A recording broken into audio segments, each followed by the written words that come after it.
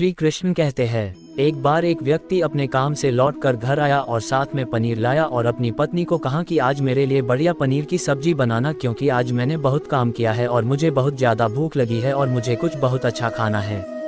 उसकी पत्नी कमरे से बाहर आई और पनीर लिया और कहा कि बिल्कुल आप हाथ पैर धोकर तैयार हो जाइए, मैं आपके लिए बहुत ही स्वादिष्ट सा खाना बनाती हूँ।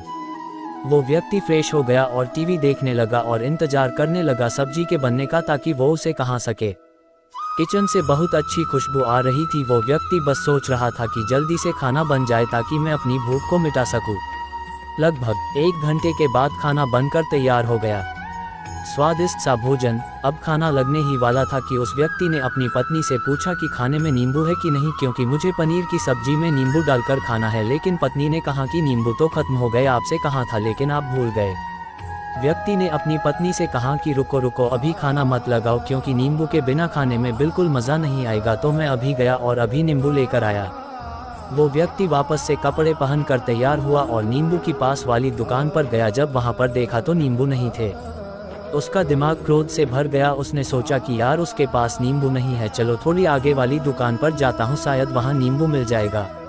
वो थोड़ा और आगे गया लेकिन वहाँ पर भी नींबू नहीं मिले। अब उसने सोचा दूर की सब्जी मंडी चला जाता हूँ, वहाँ से नींबू लेकर आऊँगा, क्योंकि नींबू के बिना सब्जी में मज़ा नहीं आएगा। करीबन आधे घंटे के बाद वो करीब के सब्जी मंडी में पहुंचा। वहां पर उसे नींबू मिल गया और वो बहुत खुश हुआ कि चलो नींबू मिल गया और अब मैं घर में जाऊंगा और सब्जी में नींबू डालकर अच्छे से सब्जी खाऊंगा। अब वह खुशी खुशी नींबू लेकर घर आया और अपनी पत्नी से कहा कि जल्दी से सब्जी गर्म कर दो, रोटी गर्म कर दो और नींबू काट, ताकि मैं अच्छे से खाना खा सकूँ। अब थाली लगाई गई, सब्जी परोसी गई और नींबू रखी गई। उसकी पत्नी सामने ही बैठी थी और वो व्यक्ति थोड़ी देर के लिए कुछ सोच में पड़ गया। उसके बाद उसने नींबू की प्लेट उठाई और दरवाजे से बाहर की ओर फेंक दी और जोर जोर से चिल्लाने लगा, मैं जीत गया, मैं जीत गया। पत्नी ये देखकर घबरा गई कि कहीं ये पागल तो नहीं हो गए, इन्होंने सारे के सारे नींबू दरवाजे से बाहर की ओर क्यों फेंक दिया।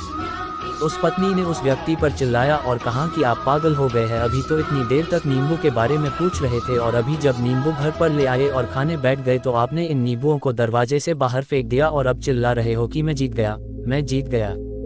पत्नी पूछी, आप किस चीज में जीत गए, हुआ क्या। अब व्यक्ति खुशी खुशी बैठ गया और अपनी पत्नी से कहा, आप भी बैठो, इत्मीनान रखो, बताता हूँ कि क्या हुआ।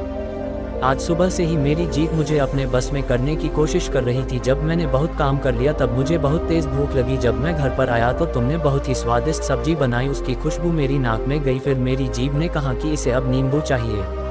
मैं पास वाली दुकान पर गया लेकिन वहाँ नींबू नहीं मिले। थोड़ी और दूर गया, वहाँ पर भी नहीं मिले, तो मुझे उसने और दूर लेकर गई। मैं उसके वश में आ गया और जैसी ही वह कहती रही वैसा मैं करता गया। अब मैं वैसा ही करता गया जैसा वो मुझसे करवाती गई, लेकिन अंत में मैंने विजय प्राप्त कर ली। मैंने उसे उठाकर बाहर फेंक दिया और कह दिया कि तुम्हारा मुझ पर कंट्रोल नहीं है, बल्कि मेरा तुम पर कंट्रोल है और मैं जीत गया। क्या आपको समझ में आया कि कैसे अपने इच्छाओं पर विजय प्राप्त करें?